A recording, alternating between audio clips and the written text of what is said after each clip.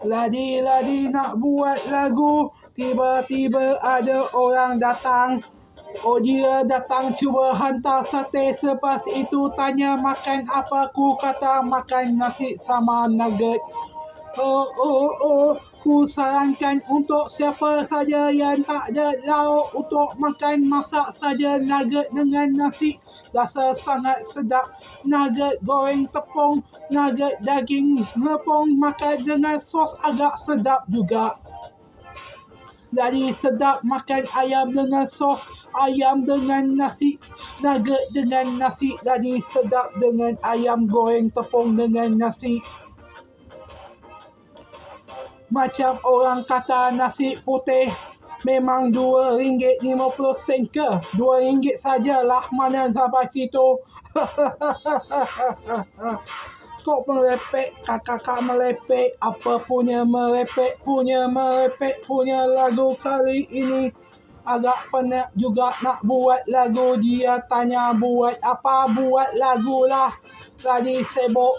Dia kata makanan banyak padahal tudung lagi kosong. Aduh, makan sate guna nasi berasaran macam mana nasi dia. Kalau ada bawang buat nasi goreng sahajalah.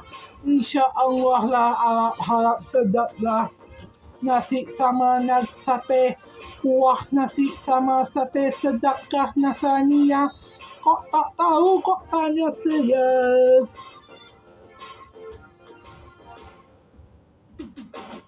Punya nasi, punya apa, punya telur, makan saja sama sate. Itu saja pemandangan. Ada orang jual nugget murah, ada nasi putih bungkus saja. Jangan pula makan kat situ. Memang murah. Makan sana, makan sini.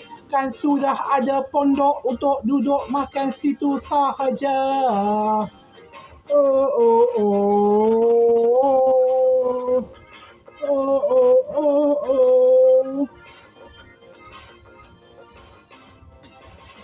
Nasi putih makan sini, makan sana, makan sini, kerja sana. Ayo kerja. Kerja.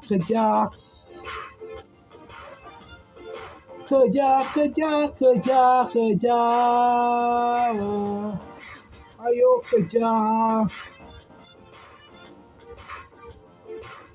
kerja. Kerja sana, kerja sini, cari nasi putih tak apa.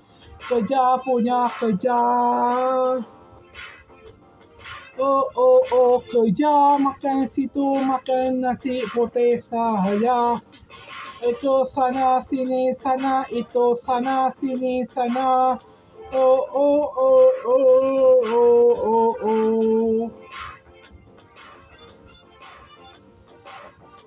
Gitu sahajalah. Makan gitu, makan sana, makan situ. Tinggal 2 lagi, sekarang tinggal 1 lagi. Ayo siapkan lagu sebelum merdeka habis.